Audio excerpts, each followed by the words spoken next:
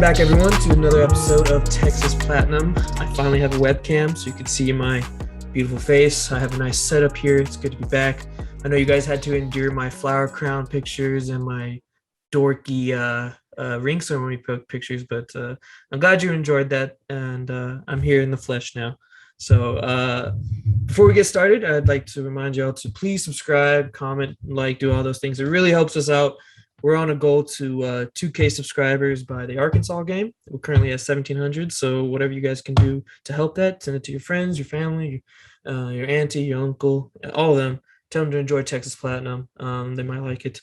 But yes, thank you for helping us with that goal.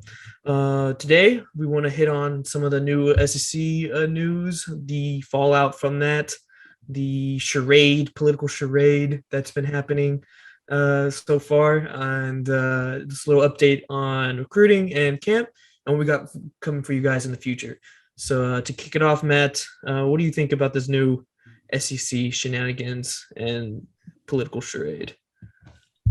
Yeah, man, out of nowhere, Texas is officially accepted into the SEC, and it looks like this might be our last year in the Big 12, depending on who you ask. But I think it's pretty clear that this is going to be the last year in the Big 12, which will set up for a really interesting season, in terms of like hostile matchups, and all the fans of the little eight that are left. They're really upset that Daddy Texas and Oklahoma are moving on to greener pastures, and they don't have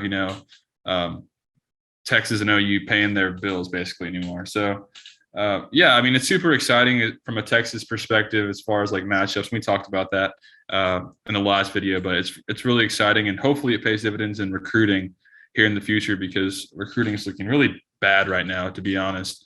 But one thing I want to say about the move to the SEC is I think our first game in the SEC should be against LSU and Baton Rouge, kind of to fulfill that home and home that we didn't get to fulfill in 2020. So I'm hoping that Sankey and company set that up.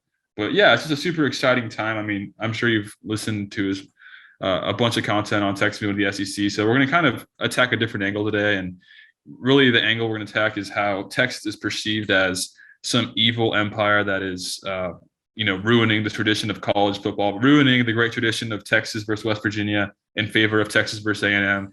How dare Texas do that? So it's definitely going to be a kind of a roast session, not really a roast session, but we're definitely going to address some of these the haters out there. So Trevor, as far as Texas being this this evil entity that everybody's been crying about for years and years, especially now over the past couple of weeks, what are your thoughts on Texas as a villain? Yeah, it's been an interesting time nonetheless. I never in my wildest dreams would have I thought that Texas would end up headed off to the SEC, and at the speed that it did was pretty amazing. And really from the jump, you could see that Texas is the clear headliner in this story, which is surprising because, I mean, obviously when you compare us and Oklahoma's had significantly more success as of late. I mean, they've been to the playoff numerous times. They've encountered, SEC schools like Alabama, like LSU in the playoff. So they've actually been in touch with them, SEC schools, more often than Texas has, outside of like the Sugar Bowl and LSU a couple seasons back. But yeah, I just find it kind of hilarious, and then also equally a little bit frustrating that no one seems to really give much mind to the fact that this is a collaboration between Texas and Oklahoma. Everyone seems to act like, yeah, exactly. Everyone seems to act like, oh, Texas is doing their typical screwing over of everyone else, just like they did with the Longhorn Network, just like they did with previous things over our history, that we're just this evil entity that just only cares about ourselves and likes to screw people over.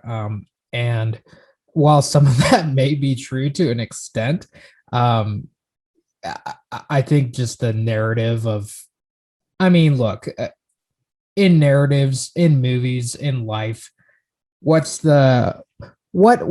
one thing that you always need in order to stir up entertainment? You need a villain.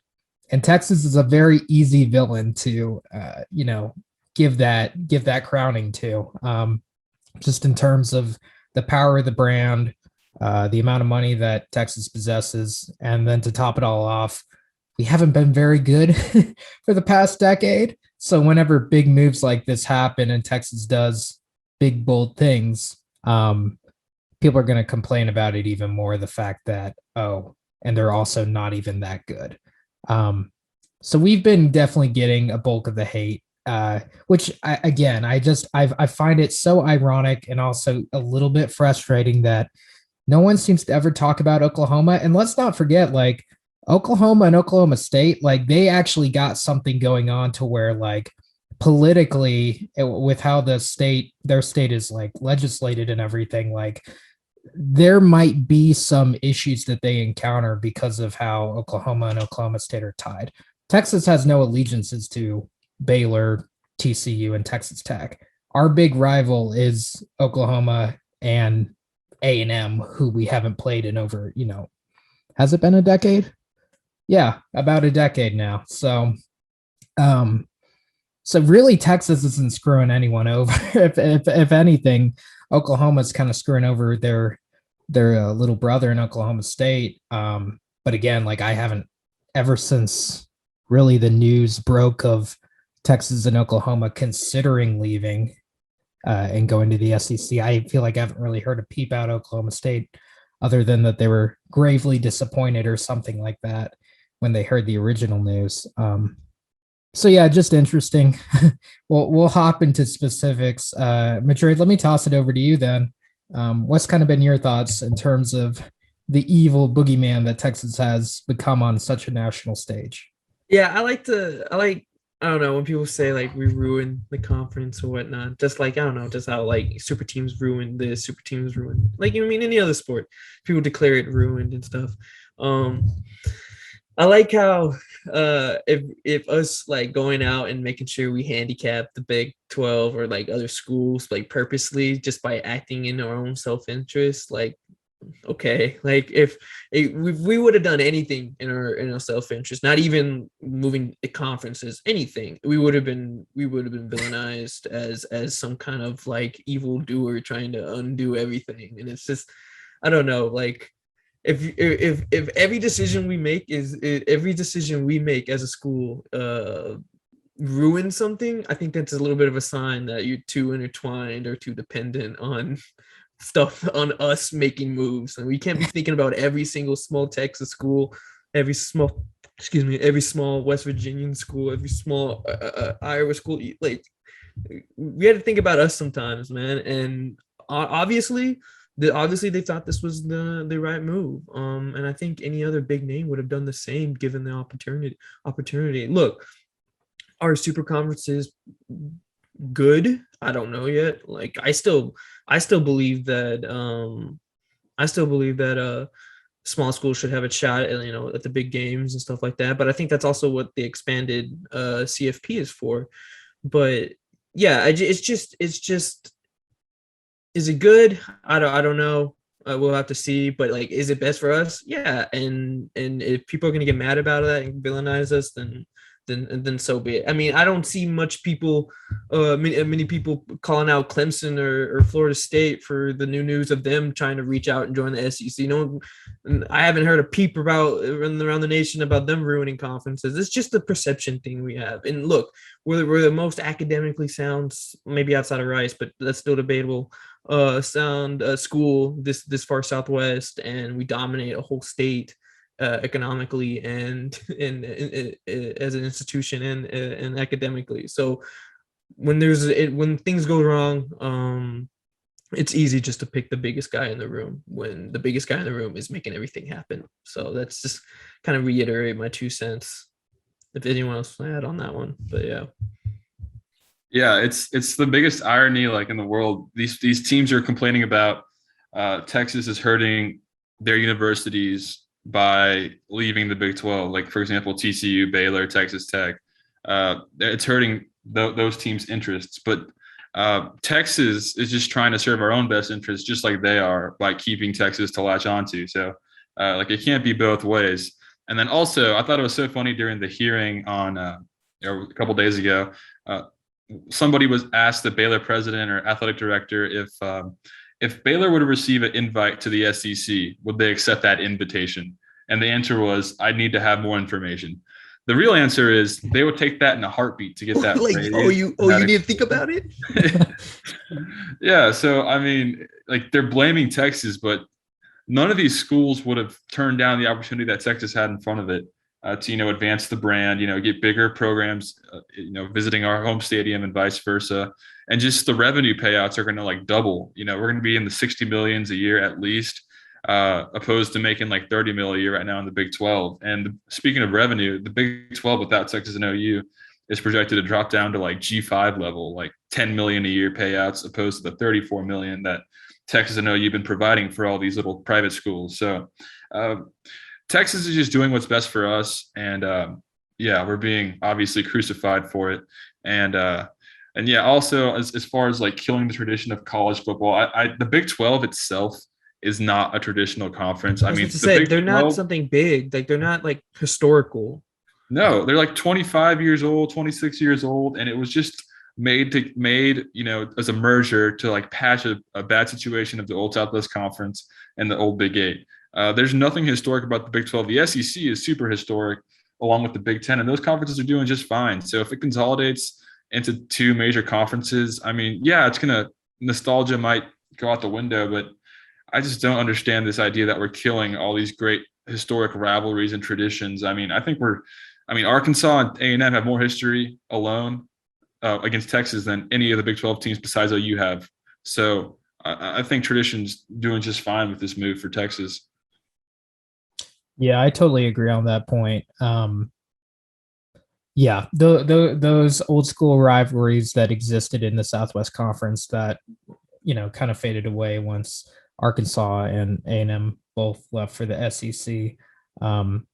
Those are the ones that people truly yearn for. And I mean, when you think about it, like going into this season ahead, which very well might be the last year in the Big 12, honestly, hopefully it is. I think it's better for everyone involved that this is the last year. Otherwise, it's going to get really awkward and really ugly. And it's already kind of awkward and ugly. And I can't imagine it continuing to get even worse.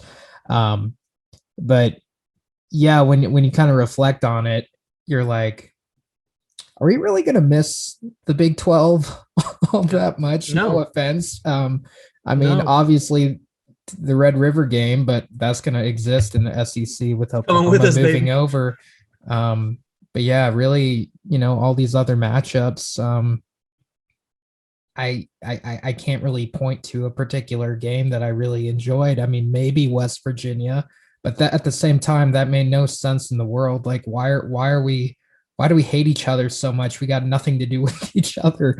We're on like opposite sides of the country. And I know that, Baylor and Texas Tech and TCU fans might take exception for it, but like, think about like before this past decade where Texas has been so historically down. Baylor, TCU, and Texas Tech, like outside of those Mike Leach years with Tech, it wasn't, no offense, and I mean it in the least offense possible if it does offend you, but there was no competition there. I mean, it was just schools on a checklist essentially, and then the real games would be between Arkansas and A&M and Oklahoma. Let's be real here, outside of a few occasional bumps in the road. So yeah, I really. The smaller schools I can imagine are really hurting right now, and they do see a great tradition, especially Baylor and TCU, because they definitely had their shining moments. When you think back to those mid to early 2010s with both Baylor and TCU being really good in that era.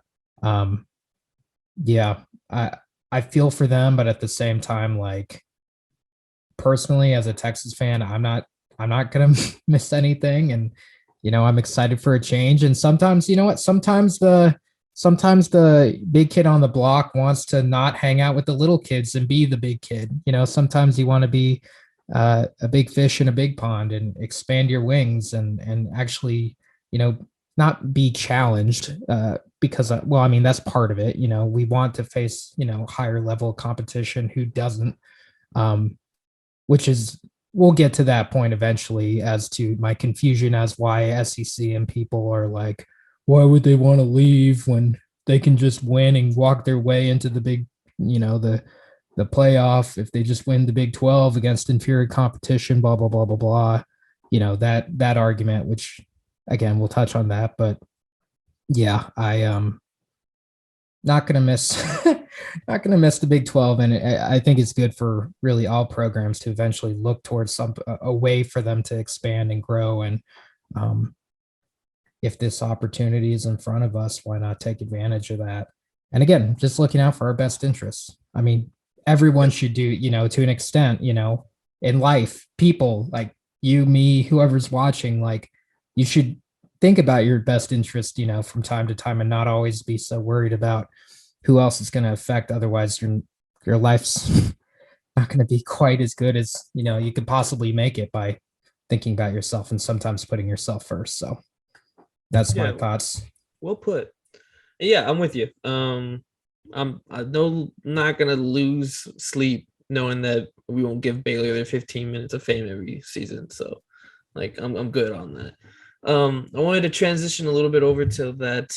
What was it called? The Senate Select Committee on College Sports in Texas. Very important stuff going on in the state of Texas. Texas moves conferences. We gotta have a committee about this. This is a very pressing issue. It just really pisses me off. Like, we don't get too political on this show, but like I think we all say like, go do your job and do something else instead of having just a Texas roast sesh the whole time. That's exactly what it was. That's all it was. and I think whoever wrote it down, Jay Hartzell, like he did a great job in that committee, just taking it with a smile, composed, just like, hey, we're good. We're good. So I want to bring up a few quotes from the other ADs and whoever's there representing their schools. So Lois Kolkhorst, who was from TCU, pretty much said, why would Texas want to go to Bama? Why would Texas want to lose to Bama when they had their record against TCU is so bad? Along the lines of like, you have tough competition here. Okay, but you're not Bama. Two, Charles Perry is, if you're as big and great as you think you are, you should have made the Big 12 equal or better than the SEC. Also, that just goes off, that just gives more credence to us that like we're in control of the conference and like it's up to us to make a conference and not them.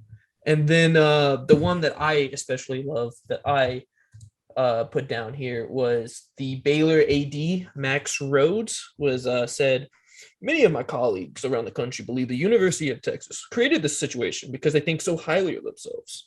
My humble opinion, I completely disagree. I think it's because they felt little of themselves. Okay.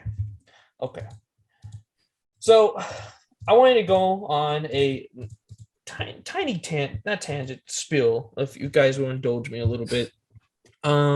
So as a younger Texas fan, I don't think, and I think a lot of you are, I know we have some older people in our audience too, but I think a lot of us, our younger generation, my age, or just a few years older than us, all we know is Texas getting beat up, right? All we know is Texas hate. All we know, I mean, granted that was in the past, but we were winning a lot, right? But all we know is just negative.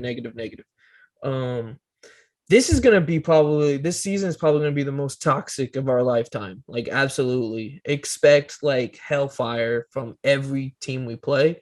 And like the narratives every week are just going to be exciting. So just be ready for that. If you're a Twitter warrior or on message boards and stuff, just be ready. Like, it's just not going to be fair towards you at all.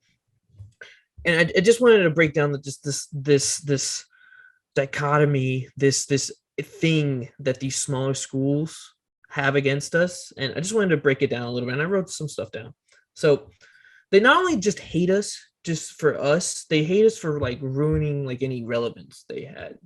They won't admit it, but we're the reason they can sell anything at their school. They can sell tickets, they can sell hype. What's the who's getting excited in Morgantown when Iowa State shows up? I'm sorry, like no one's as good as we say Iowa State's gonna be every year. They've never good. You're never excited about seeing Cyclones come to your town, and that goes for Waco. That goes for every small town in Texas. It goes for Ames. They need us for selling for what they had. So you would think if they hated us so much that they'd be happy to see us go, since we just ruined everything. But the reason they're really mad is because it's like, man, now we really got to do stuff on our own. Like now we really got to carry a conference, which they're really not going to be able to do anywhere they go. So they'll leave the Big 12, which is already 10 schools, and they'll probably go to the Big 12, the AAC, USA, and just dilute already what they have there. So it's not going to get better for them, and they're angry about that too. And finally, look, am I just a little bit elitist about Texas sometimes? Sure, but that's not without good reason, right? They want to yap at us, they want to disrespect us, they want to dance on our grave. That's good and fine, but there's a reason we have a grave and we have a spot that's worth dancing on, that's worth shitting on, and it's because you want to be in that spot. Okay, you want to be in that spot. But they'll never get that attention because it's just not in the cards for them. They're institutions in their own right, and they'll be okay, but they're just not like our institution. Okay, so when Texas decides to do whatever it's best for them, and you cry about it, to go cry me a river, okay? Because I don't care. We took your hate, and we took your bullshit, and we just fine. We're gone. Be happy, enjoy us, put some respect on our name on the way out. We're done. Goodbye. And it's just, I'm tired of little dogs yapping at my ankles, like straight up. Okay, I'm done. Man, that was really good. I want to add to this a little bit. One of the quotes from the Baylor athletic director was the one about, if you're as great as you think you are. Yeah. And that's kind of a narrative that's been around Texas forever. And I don't really know I know where it started whenever DeLoss Dodd said that we're the Joneses or whatever 20 years ago, 30 years ago, whatever it was, before I was even a fan. Everybody thinks that Texas has this great, pompous, arrogant, snarky, everything, like, look at us, we're so amazing, everybody else is below us. Like, I don't think that's even close to reality. I mean, quite frankly, we've been very humbled over the last 10 years. I mean, we haven't won the Big 12 in forever. We realize that we're not producing on the football field, and we're very aware. Yeah. So I don't know where this made up idea is that Texas is so arrogant, and that's why we lose all the time, because we're so arrogant. I think that's just, just more just rival talk. And the T-shirt fan, everybody always accuses Texas of being nothing but T-shirt fans, which I think is like the weirdest argument ever, in terms of like, your school is so swag that you have all these fans that didn't even attend the school. That's what a roast that is. Like, no, like having T-shirt fans is cool. I mean, we all go to UT. We all went to UT, and we love seeing T-shirt fans, because it just means the brand is even more powerful than your school that can't have any T-shirt fans. I'm sorry, no one's lining up to cheer on Baylor for no reason, like without going to school there. So yeah, just little things like that, just kind of they don't really aggravate me, but I think that's just like, so the irony of it is just it's glaring, and it's kind of funny. So yeah, anything else on this move and Texas being this evil empire before I transition it into recruiting a little bit? Yeah, I do want to finish with one point. One more. It's on topic, but it's a little bit different direction, and maybe it'll feed into recruit. Well, actually, it will feed into recruiting, so this is good. Just immediately when the news broke about Texas and Oklahoma going over to the SEC, of course, like I said earlier, Oklahoma's in pretty good football standing. Not too many people are concerned or really pointing out that Oklahoma might struggle in the SEC. From day one, I think they're going to be a competitor, really. Especially when these SEC schools are realizing like, oh, we got to play them during the regular season, where we have 3 days to prepare for a Lincoln Riley offense, coupled with like a pretty solid defense that I don't think they give enough credit to, as of late, at least. not previously, but these past couple of years, they've significantly improved. And you should see that this year. But anyway, but immediately I mean, we saw it in comments on our video and, everywhere.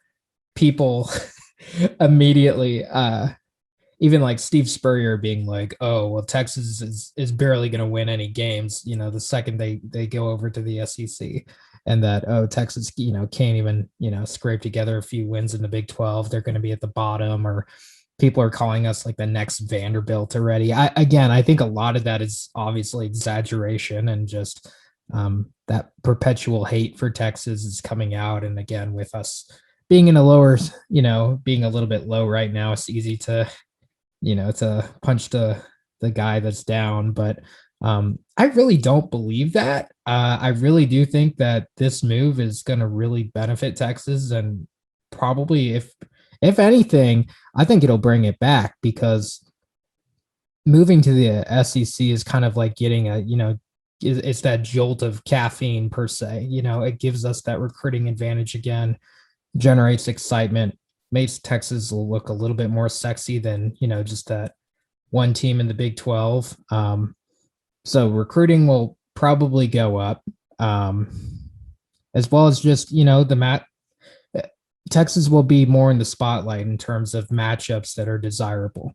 Because like you said, people don't watch, Texas versus Texas Tech because Texas Tech is a really good school. If they so happen to watch that game, it's because Texas is playing, no offense to Texas Tech. But what I'm getting at is, I think that much like A&M's a fantastic example. They didn't immediately go into the SEC and just struggle. I mean, really their entire time in the SEC, they haven't really been top contenders, but they've been very, respectable as a team their entire time there.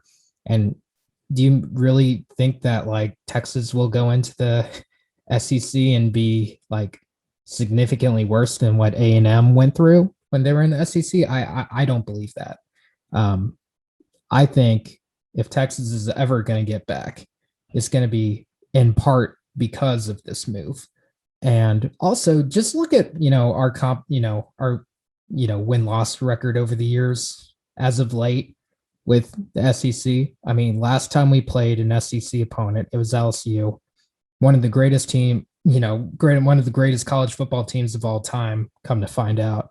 And that we lost, but it was a very close game, by far LSU's closest of the year.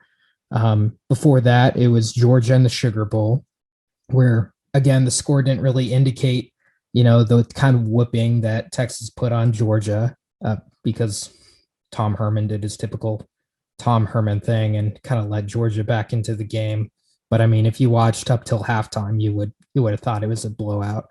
And then before that, you got us playing Mizzou in the Texas Bowl. And going into that game, everyone thought Mizzou was going to run over Texas because they were on I think it was like an 6-7 game winning streak that they had going on in the SEC. And that game also wasn't even a competition. So point in being that, one, I don't think people give the Big 12 enough credit for how actually good the teams are. It's all a perception thing is what I'm getting at. Which that's me kind of validating the Big 12. But what I'm getting at is that I don't think that, I'm not saying that the SEC isn't as great team-wise, but I do think that competition-wise, we should be able to hang with the SEC. And may it take a little bit of time to adjust and everything, sure. But every time we seem to play an SEC opponent, we're able to hang our hat. And Texas's big struggle, let's be real, over the years has been losing to lesser opponents. For the big games, Texas typically gets up and plays really hard. And I can't think of the last time that we really got blown out by a big time opponent.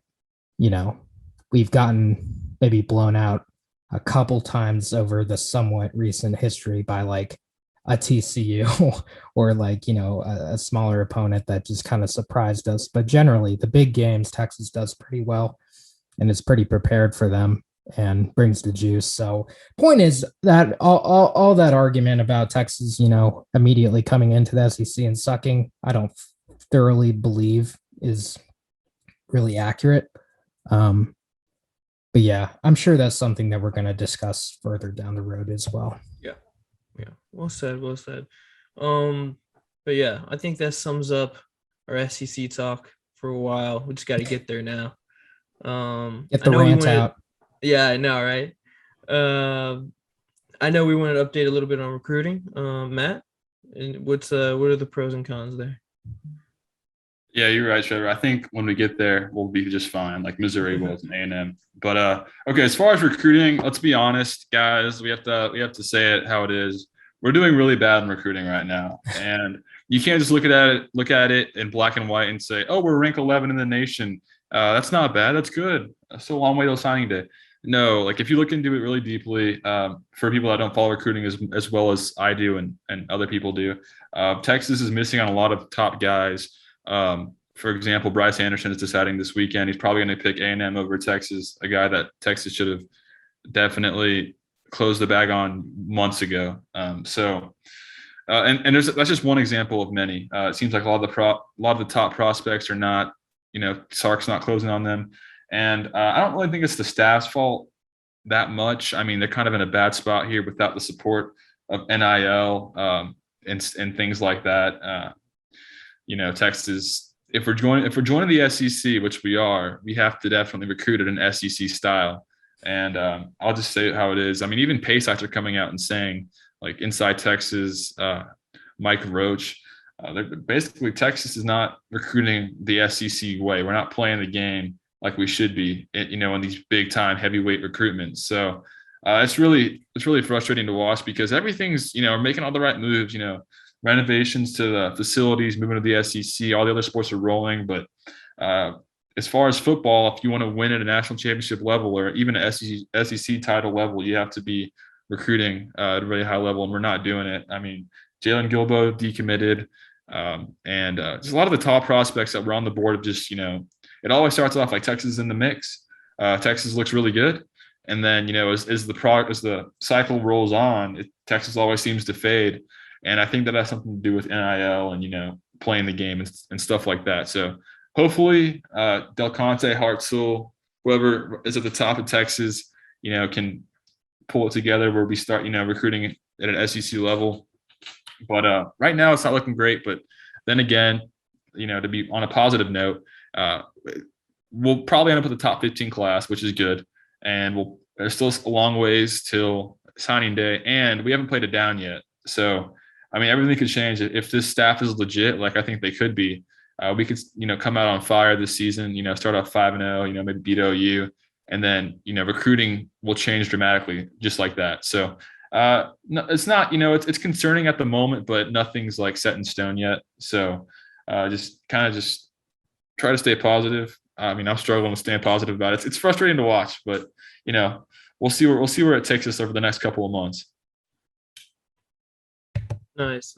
Yeah, I agree. I don't follow it as closely as I should. I'm still trying to learn the landscape a little bit, but just the fact that things have slowed down is a little worrisome. But I don't think the staff or even this team in general has proven enough to even like get to this point where we want to be yet. So it's more of a wait and see thing for me. I kind of chalked it up as if we just have a good class this year, that's almost good enough. You know what I mean? Yeah. Texas is kind of how I look at it is eventually, at some point your fairy dust is going to run out of Texas, being able to sell what it typically does in its brand and its history and its, glory years of Vince Young and Colt McCoy. At some point that well is going to dry up. And unfortunately for Sarkisian, I think he came at a time where that well has essentially dried up. And until Texas actually starts putting together a solid program on the field and, really showing recruits that not only are you going to actually win here, but you'll also get drafted. And, we haven't, put out a player in the first round in what feels like forever. Until that stuff finally happens, I think a lot of people are going to be apprehensive about Texas. I think the move to the SEC, if that happens come next season or sooner rather than later, I think that'll help. But until we really start producing here, I think it's going to continue to be a struggle. So point is, a lot of pressure on Sark, a lot of pressure on these players to immediately come and be great for the sake of recruiting in the future. But that's also why we hired Sarkisian and all in his staff. And fortunately, we got some talented pieces, namely Bijan Robinson, that maybe can rescue us per se from potentially a continued lackluster term here at Texas. So that's kind of my thoughts, is just that our well is finally starting to dry up and we really just need to produce. And that's really all you can do. Produce, and everything else will come with it. But I mean, we're checking all the boxes. Like Myers said, we're investing in our program. Our university is great. The city is continuing to, be an attractive place to be. The rest of the sports teams are killing it. I mean, we just won the I'm blanking on the name of it, but basically the cup, for the best athletic school in the country. Texas just won it. But yeah, so definitely something to look out for, and continue to hope that production is finally coming around the corner. Needs to. And lastly, we just want to update our thoughts right before fall camp starts this Friday, August 6th. Very excited about that. For me personally, I just want to be able to hear actual tangible news. I'm sure summer workouts are great ways to develop players, but they don't really tell you much about the players. I'm really excited just to hear about the quarterback competition we got on, which should be a good one. And I'm really excited to hear about the coaching staff and how they interact with the interact with the players, and not only that, but integrate their schemes. But yeah, Trevor, why don't you let us tell us your thoughts a little bit? Yeah. I mean, fall camp is almost upon us, so that means that our time in purgatory has almost come to an end in terms of college football season. When fall camp's happening, college football is basically here. So congratulations, everyone that's been waiting, like ourselves. Yeah, obviously very excited about Sark's staff, going through their first fall camp. Just curious how they approach it versus, I feel like every coaching, staff kind of approaches it a little bit differently generally. Charlie's was, one way, and Tom's was definitely another way. So I'm curious if Sark is more of a, open office type policy where media is getting better access to such. And I mean, there will be a change now with NIL and everything. Now that players are going to be able to, certain players like Jordan Whittington with the Orange Bloods, and, others I'm sure down the road have, signed with particular program outlets and stuff to be able to do more interviews exclusively with them. So point in being, we're going to hear a lot more. There's going to be a lot more content, regardless of how Sark is. And if Sark is a little bit more open door policy, I think we're going to start hearing more storylines versus, Tom Herman's, which was very private, super, super private, probably too private. And in terms of access and kind of learning, but yeah, there's a whole bunch of compelling things that I'm looking forward to. I mean, the quarterback battle is the obvious number one, and really figuring out, like, because I'm kind of starting to wonder, like, maybe there isn't a clear-cut guy, and I don't think there is, to be completely honest. And I don't know if that's ever. Hopefully that'll be answered during the season. But honestly, I'm kind of at this point, I'm almost wondering, like, come, the end of the 2021 season, there still might not be a clear answer as to which of these two guys is like the guy, not to downplay Casey or Hudson, but I'm hearing good things about both of them. And I haven't heard at the moment that one has, like, obviously pulled away. They each possess their own strengths. Hudson probably a better technician in terms of throwing the football and everything, but Casey's that vocal leader that I keep hearing from players every time I watch a player interview and they talk about Casey, they're like, he's so mobile, which is interesting because I always thought that Hudson was really mobile whenever you watch his high school tape. He's a former wide receiver, so dude has wheels too, but no one's ever talking about Hudson's mobility really, but maybe that's just because he's that good of a thrower and he doesn't really need to use it. So I don't know. I mean, that's definitely something to look out for. The new addition of some of our transfers, including running back Keelan Robinson out of Alabama. I really am curious about him because I heard so many good things from Alabama people about him and his skill set. And I think he can be a tremendous addition to the team. And I really just want to see how he's going to be used, what he looks like and everything. And then, of course, our wide receiver room is something I'm very interested in. Obviously, Whittington was kind of the clear headliner for spring ball in terms of the receiving room. But with O'Meary, he should be freshened up come fall camp. At least I'm pretty sure. Xavier Worthy's been grabbing a lot of headlines and people are talking incredibly highly about him. So curious to hear more about that. And then just defense as a unit. I don't know if there's really a particular position group that I'm super curious about, but I'm just curious, how the defense as an entirety is doing.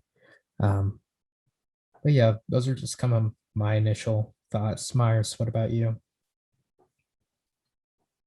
Yeah, I mean, it's exciting to see how the quarterback situation shakes out. I all offseason I've been on Team Card, but I go back and forth. But as of right now, I feel like it's going to be Casey's job. But what's exciting is we'll actually get to hear like concrete stuff now on where it's heading instead of just us speculating based on offseason workouts and stuff like that. So that's going to be the most fun part is just seeing, I'm sure day by day we'll get reports on who won the day and, going all the way up to game one. But as far as defense, I'm really excited to see DeMarvion Overshone, Deshaun Jameson, Josh Thompson, and Chris Adamore. I feel like those four guys on the back end. I know Overshone's a linebacker technically, but I think those four guys can kind of be. Remember, whenever we were transitioned from Charlie to Herman, we had like a great cast of defensive players that were veterans. Former Charlie guys. Malik Jefferson, Holton Hill, Chris Boyd.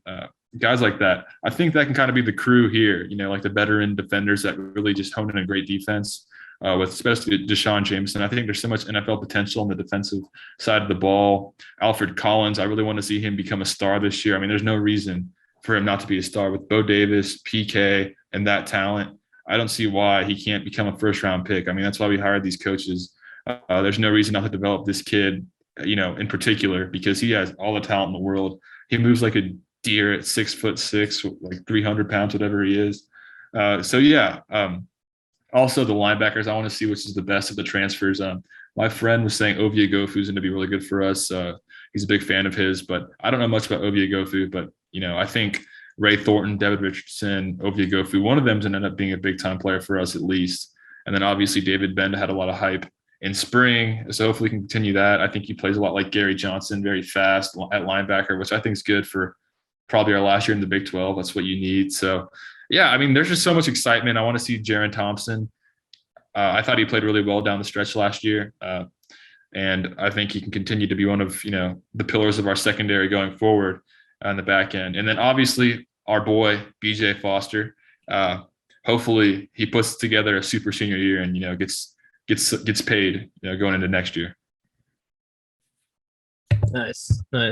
Yeah. For me, it's most of the defense. I just want to see the secondary ball out. I feel like that's been kind of lacking a little bit few years. Just the cohesiveness and consistency of it. But yeah, I'm really excited for that. Any last thoughts on fall camp other than I can't wait for it to finally start?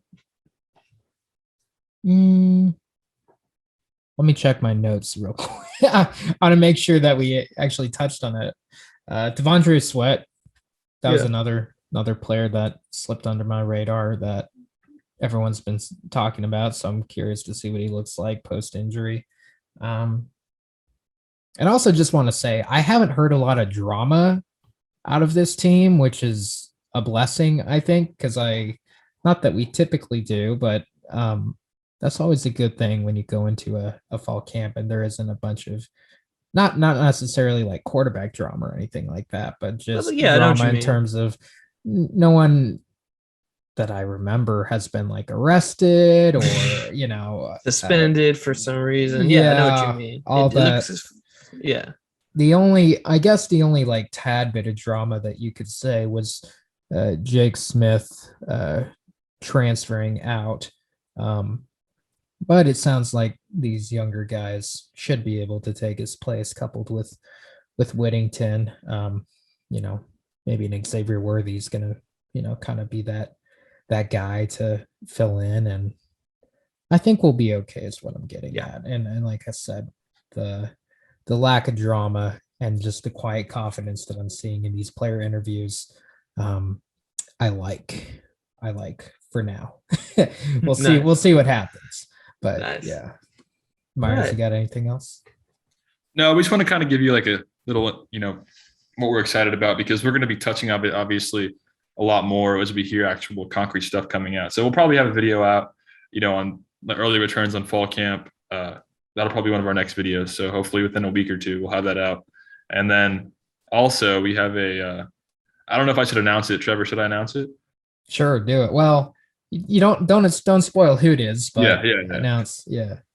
Well, we have a player that we've agreed to have on the show like around the middle part of fall camp, and kind of just give us the inside scoop on what's going on, with under, the new era with Sark and what it looks like, from inside the program, and hopefully give us, the big rundown and all the juicy details of what's going on and what to expect this season. So that'll be a fun one. We're really excited for that. We can't wait to get that one out for y'all. So definitely stick around on the channel whenever that drops. It should be a good one. Nice. And with that, also look out for a Big 12 fantasy video we might do in the future. I know we did one of those in the past, did well, and those are always fun. Schedule prediction, our official breakdown, get some camp fall, some fall camp info in there from other schools too, and break down the schedule even more in depth and give record predictions, and then other possible collaborations with channels. We're always in the works. Those are always fun. So yeah. With that being said, thanks for tuning in. Thanks for giving us your time, and remember to comment, to like, and subscribe. Goal to 2,000. We only need a few hundred more. We appreciate the support, and we'll see y'all very, very soon. Hook 'em.